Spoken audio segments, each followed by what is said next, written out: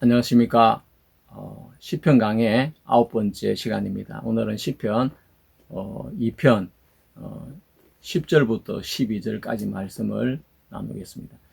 그런즉 군왕들아 너희는 지혜를 얻으며 세상에 가는들아 교훈을 받을지어다. 여호와를 경외함으로 섬기고 떨며 즐거워할지어다. 그 아들에게 입맞추라. 그러지 아니하면 진노하심으로 너희가 길에서 망하리니 그 진노가 급하심이라. 여호와를 의지하는 자는 다 복이 있도다. 자, 오늘 말씀의 가장 키포인트는 아들에게 입맞추라는 이 시편 2편 12절 말씀이 주 내용이라고 말씀할 수 있겠습니다.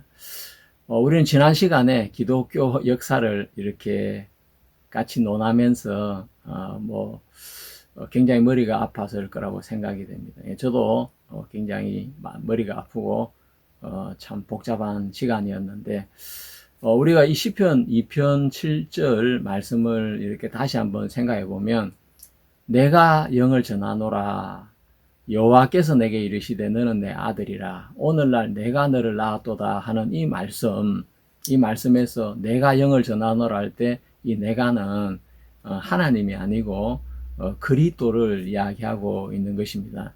그리고 여호와께서 내게 이르시되 할 때 이 내도 역시 그리스도를 이야기하고 너는 내 아들이라 할 때 너도 그리스도고 내 아들이라 할 때 내는 여호와인 것입니다.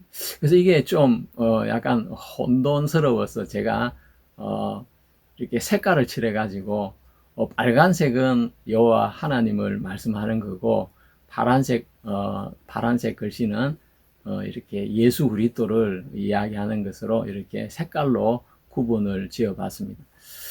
그래서 혼돈이 이렇게 없으시게 되기를 바라고 여호와께서 내게 이르시되 여호와께서 예수 그리스도에게 이르시기를 너는 내 아들이라 오늘날 내가 너를 낳았다. 예, 정말 하나님의 선언인 것입니다. 근데 인간들은 그 하나님의 선언을 짓밟고 그 자리에 마리아를 세웠어. 마리아가 예수님을 낳았다고 이야기하면서 이렇게 새로운 교리를 만들어낸 것을 볼 수가 있습니다. 정말 인간이 하는 일은 하나님을 거스리고 대적하는 일밖에 없는 것입니다.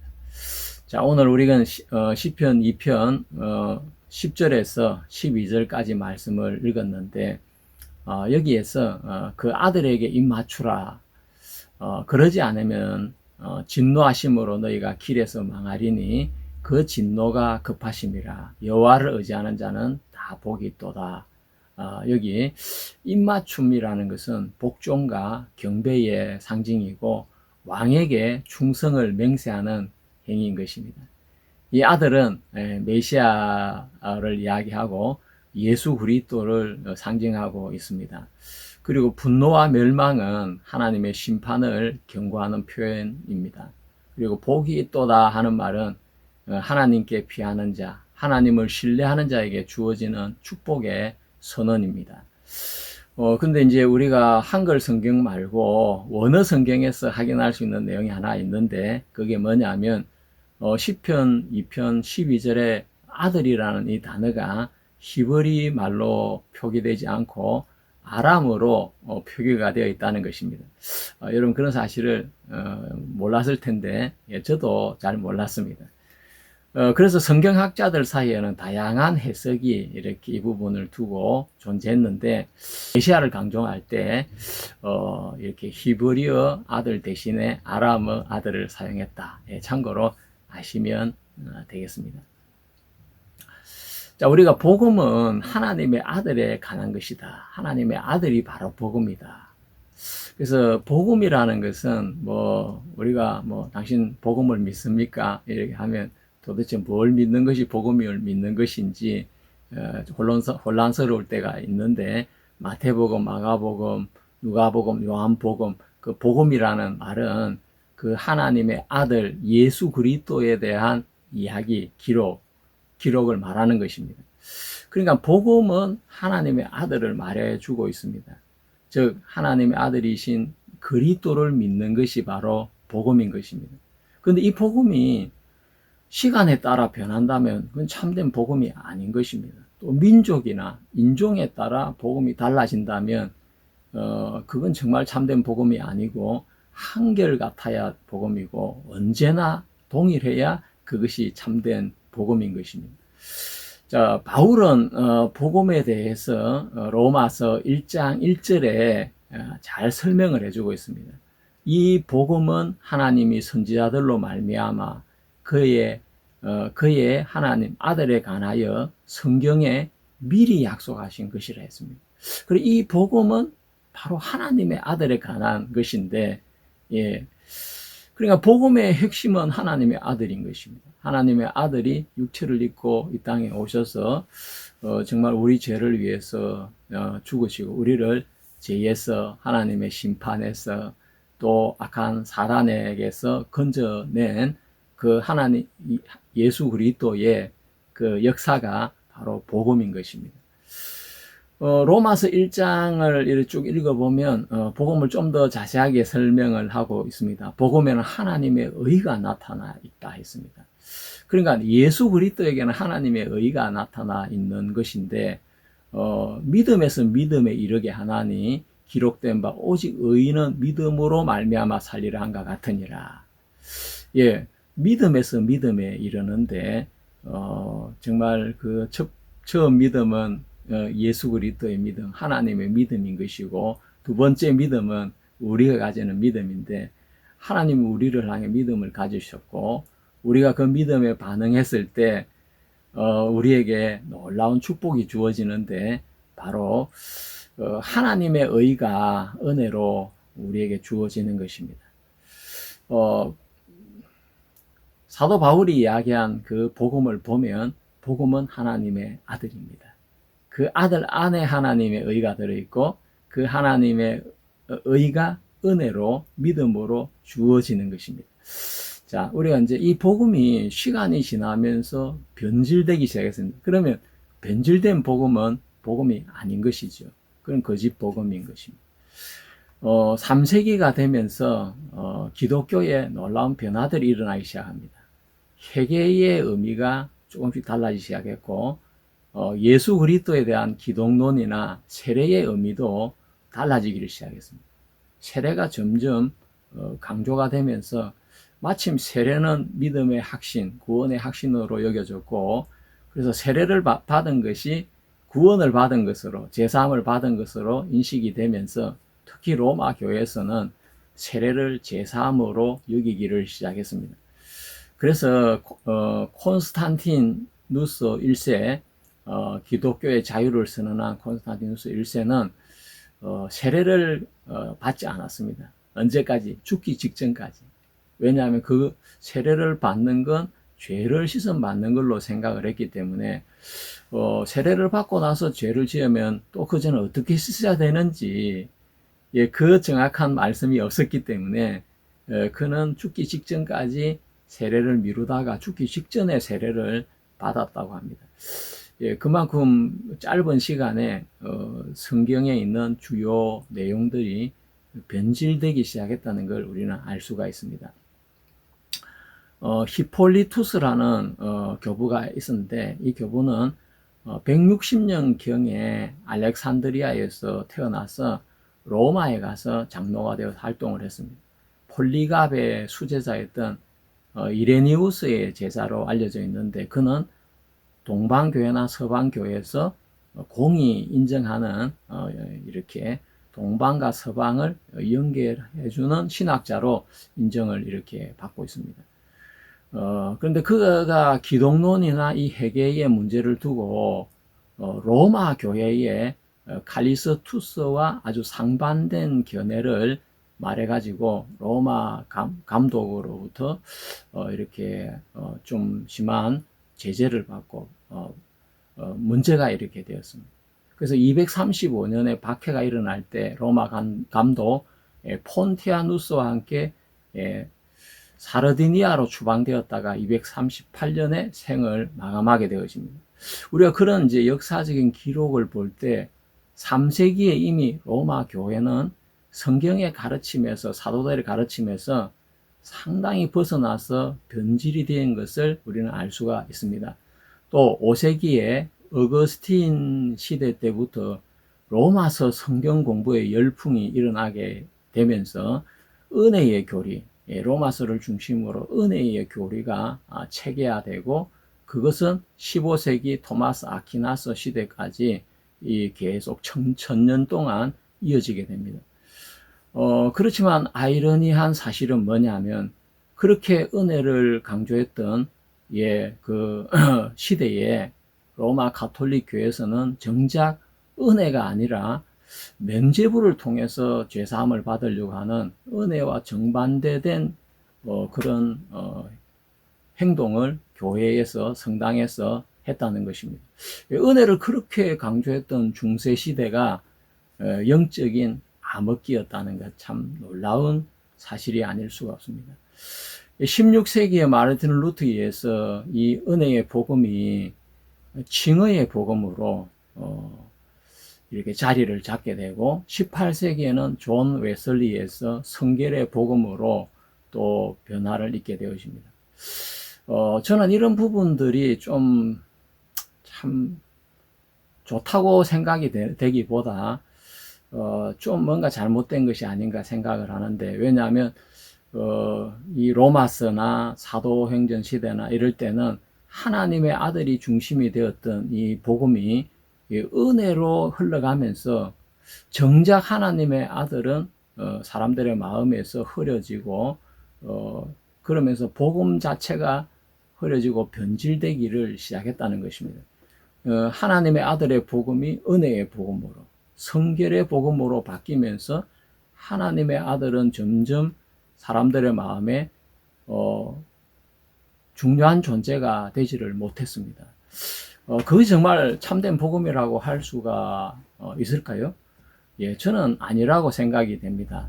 은혜의 복음이든 성결의 복음이든 칭의의 복음이든 그 안에 예수 그리스도가 있어야 되고, 예수 그리스도에게 복종하고 정말 그를 경배하는 신앙이 없다면 그것은 알맹이 없는 껍데기에 불과한 것입니다.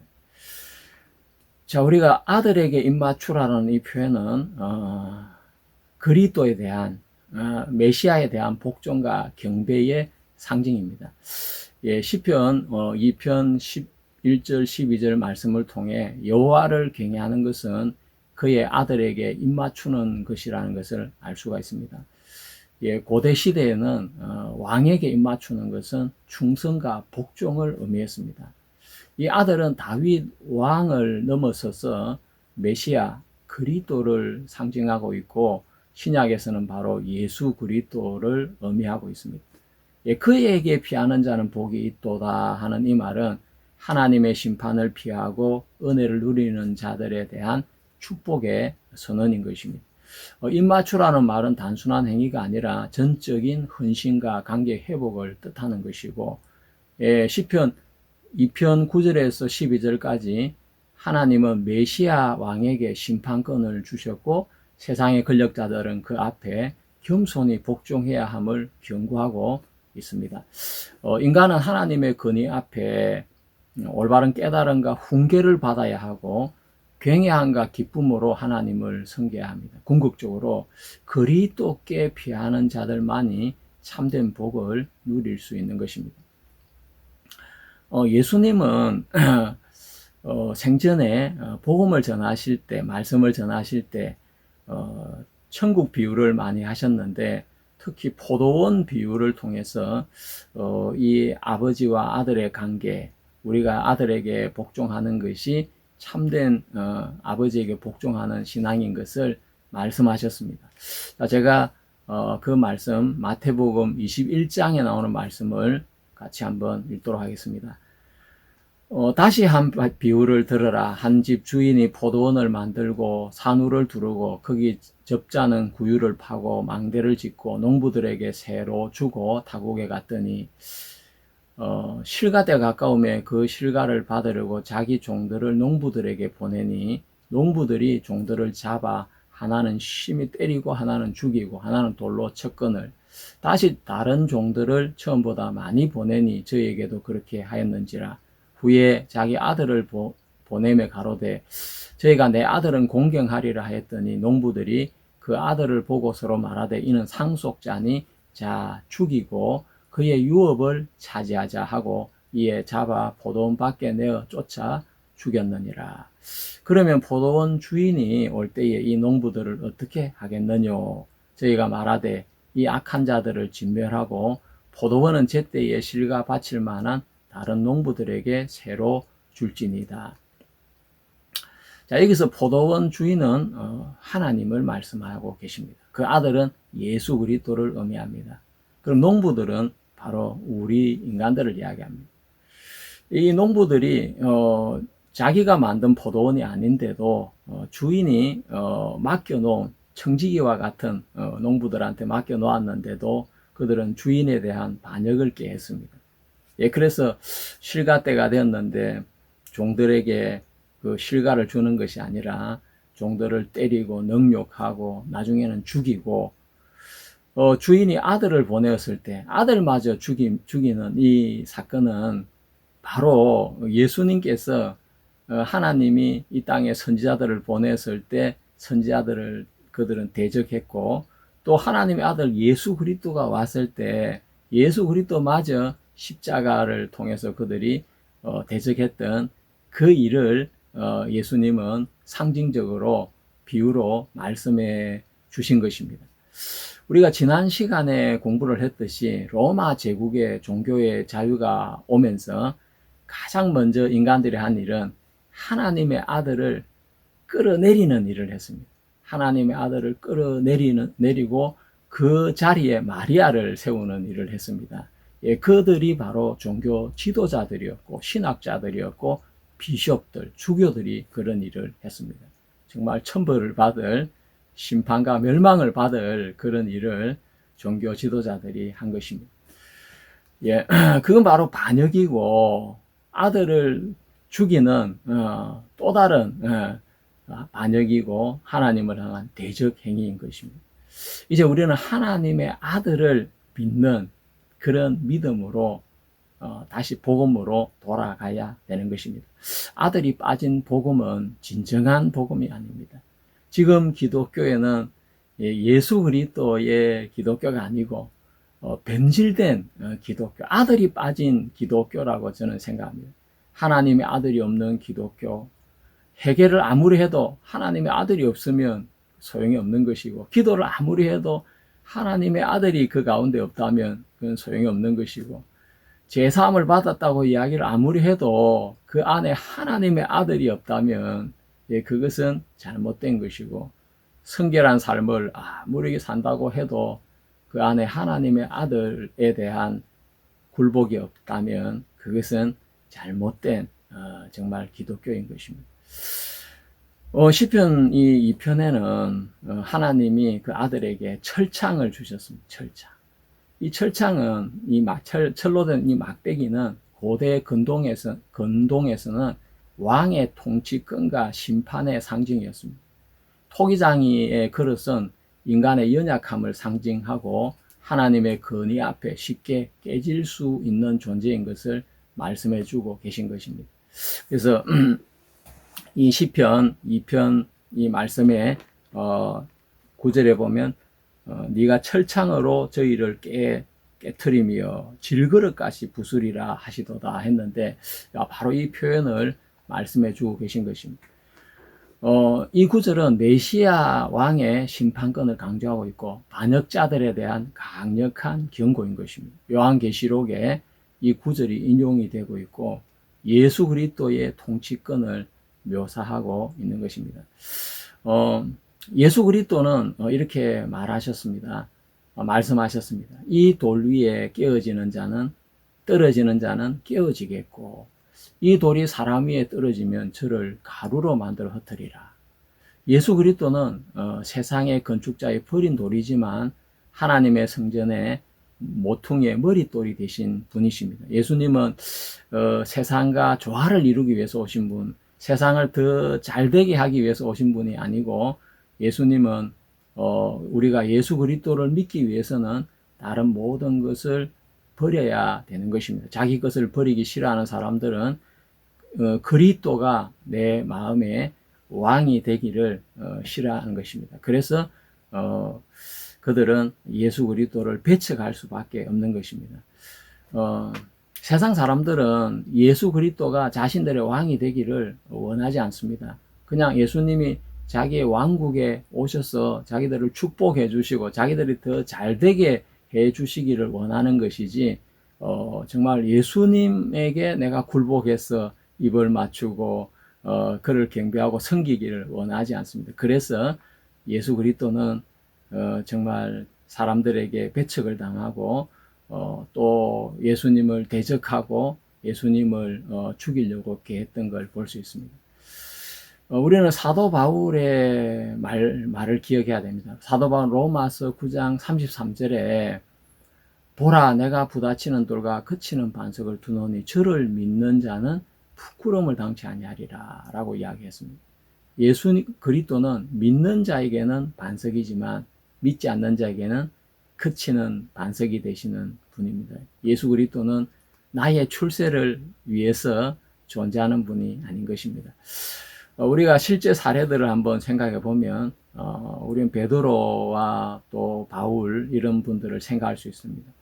베드로는 평생 고기만 잡고 산 어부였는데 그가 예수 그리스도를 만나던 그날 밤에 그는 밤새도록 고기를 잡았지만 아무것도 잡은 것이 없었고, 베드로는 정말 무거운 마음으로 새벽에 그물을 이렇게 씻으며 정리를 하고 있었는데 예수 그리스도께서 베드로의 배에 타셔서 말씀을 전하셨습니다.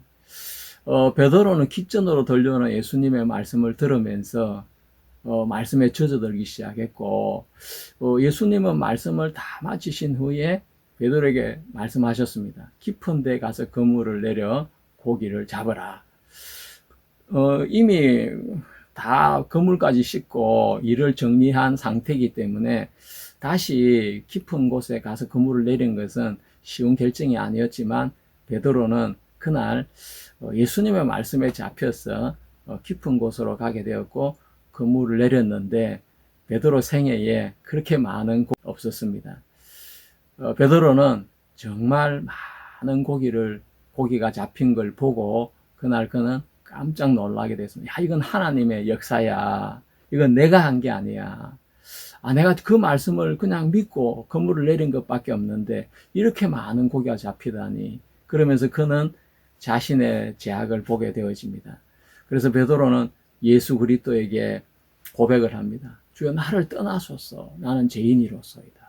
이것이 베드로를 만드신 예수 그리스도의 첫 만남이고 첫 대화였던 것입니다. 나를 떠나소서. 나는 죄인이로소이다. 어둠 속에 있던 베드로가 밝은 말씀의 빛 앞에 나왔을 때 베드로는 자신의 어둠을 발견했습니다. 그 어둠은 뭐였습니까? 말씀과 상관없이 살아왔던 자기의 행위와 자기의 수고와 자기의 생각과 경험과 방법을 따라 살아왔던 자기 자신을 보게 된 것입니다. 그것이 베드로의 죄였습니다. 난 정말 하나님과 상관없는 사람이구나. 주여, 나를 떠나소서. 근데 우리 예수님께서는 베드로에게 약속을 주셨습니다. 두려워 말라. 네가 앞으로 사람을 낚는 어부가 될 것이다. 내가 너로 사람 낚는 어부가 되게 하리라 라는 말씀을 주시면서 그날 베드로는 배와 그물을 버리고 또 가족들을 버리고 예수님을 따르는 사도가 되었고 종이 되었습니다. 그러면서 베드로는 고백을 합니다. 주는 그리스도시요 살아계신 하나님의 아들이십니다. 이 고백은 정말 중요한 고백입니다. 우리 모든 사람들이 이 고백을 해야 됩니다. 마르틴 루터도 이 고백이 바로 우리 신앙의 터라고 이야기했고 이것이 바로 교회를 이룬다고 이야기를 했습니다. 예수를 그리스도로 시인하고 바로 그분이 살아계신 하나님의 아들인 것을 인정하고 믿을 때 우리는 그 하나님의 말씀을 믿고 경험할 수 있는 것입니다. 사도 바울도 정말 그리스도를 대적하는 사람이었는데 그가 대제사장의 공문을 받아서 다메섹에 있는 성도들을 결박하기 위해서 올라가다가 빛을 보게 되어지고 사울아 사울아 네가 어찌하여 나를 핍박하느냐. 나는 하나님 핍박한 적이 없는데 도대체 당신 누구십니까? 나는 네가 핍박하는 나사렛 예수니라. 그때 정말 이 사도 바울은 아마 머리를 망치로 맞은 것처럼 세상에 내가 나사렛 예수 그리스도가 하나님 아들이 맞으시구나. 나는 나사렛 예수 그리스도가 뭐 사입이 뭐 이단 종파의 뭐 이렇게 우두머리인 줄 알았는데 그게 아니었구나. 그러면서 사도 바울은 자기의 죄악을 발견하게 되었습니다. 그동안 자신이 살았던 삶이나 종교관이나 자기가 그동안 배우고 있던 율법관이나 이 모든 것이 그 빛 가운데 말씀하신 예수 그리스도로 말미암아 내가 틀렸구나 하면서 바울은 자기 자신의 모든 것이 다 엉터리라는 걸 알고 그때부터 아나니아의 인도를 받고 또 그분의 말씀을 듣고 그분의 기도를 받고 하면서 눈을 뜨게 되어지는 것을 볼 수 있습니다. 정말 평생 자기가 옳다고 생각했던 사도 바울이 예수 그리스도를 만나고 나서 그는 자기가 틀린 사람이고 악한 사람이고 하나님을 대적한 사람이라는 것을 그는 발견하게 되었습니다.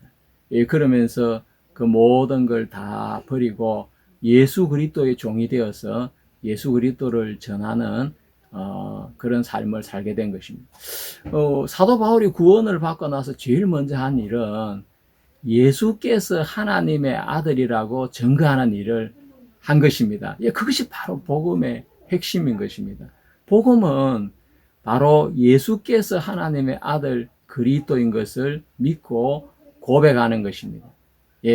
어떤 사람은 뭐 자신들의 교리를 믿는다고 하고 뭐 여러 가지 주장을 하지만 성경에 나오는 복음은 예수님이 하나님의 아들이시고 그리스도인 것을 믿는 것입니다.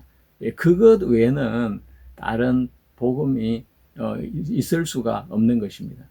예수님이 하나님의 아들이신 걸 우리는 알고 믿을 때 우리는 놀라운 사실을 알게 됩니다. 그 하나님의 아들의 죽음은 세상 모든 사람들의 죽음과 같은 것이고 어떻게 보면 세상 모든 사람보다 더 월등하신 하나님의 아들 그분이 세상 사람들을 위해서 죽었기 때문에 우리 모든 세상 사람들이 죽은 것과 같은 것입니다. 그래서 예수 그리스도의 죽음은 우리의 죽음이고 그래서 예수님의 죽음으로 우리의 죄는 충분하게 벌을 받았고 하나님께서 예수님의 심판으로 우리를 용서하셨던 것입니다. 그래서 예수님은 세상 죄를 지고 가셨다. 세상 사람들의 모든 죄를 대신하셨다. 세상 사람들을 대신해서 십자가에 죽으셨다. 그것이 바로 복음인 것입니다. 여처의 삶에도 예수 그리스도와 부딪혀서 제 인생이 다 깨어지고 부서지고 내가 틀린 사람인 것이 발견이 되고 무너진 그 순간이 있었습니다. 제가 20살 때 대학교 다닐 때 저는 예수님을 믿게 됐는데 그 전까지 저는 되게 잘난 사람이고 이렇게 착한 사람인 줄 알았습니다. 근데 대학교 1학년 때 제가 집에 내려와서 형님을 만났는데 형님은 성경을 펴놓고 제게 말씀을 전하기 시작했습니다. 예수를 믿느냐? 너 오늘 죽어도 천국 갈 준비가 됐느냐? 마음의 죄는 눈처럼 이게 씻겨졌느냐? 그러면서 성경을 펴놓고 성경 말씀 한 절 한 절을 읽어주셨는데 그 말씀은 형님의 말씀이 아니라 예수님의 음성이었습니다. 저는 그 말씀 앞에 내 죄가 드러나게 되었고 내가 정말 지옥에 갈 수밖에 없는 더러운 죄인인 내 자신을 발견하게 되었고 제가 그 전까지 혼자 진실하게 살려고 애썼던 거, 성경을 읽고 연구했던 거, 하나님을 믿으려고 노력하고 발부둥 쳤던 거 모든 것이 한순간에 다 무너져 내렸습니다. 그리고 목사님을 통해 복음을 들으면서 비로소 예수 그리스도의 보혈의 의미를 알게 되었고 믿게 되었습니다. 제가 예수 그리스도를 만났을 그때도 제 죄악이 다 드러나서 너무 비참하고 너무 고통스럽고 한숨밖에 쉬지지 않았습니다. 제 모든 것이 다 무너졌습니다. 정말 아들에게 입맞추라. 아들에게 입맞추라는 말은 아들에게 복종하라는 이야기인데, 우리 삶 속에 하나님의 아들 예수 그리스도에게 굴복된 그것이 없다면 그 사람은 진정한 그리스도인이라 할 수가 없는 것입니다. 한 번만 복종해야 되는 것이 아니라 그 한 번의 복종은 영원한 복종으로 하나님 예수 그리스도와 우리의 관계, 성도들의 관계를 연결시켜 주는 것입니다. 신앙은 거기서부터 시작이 되는 것입니다.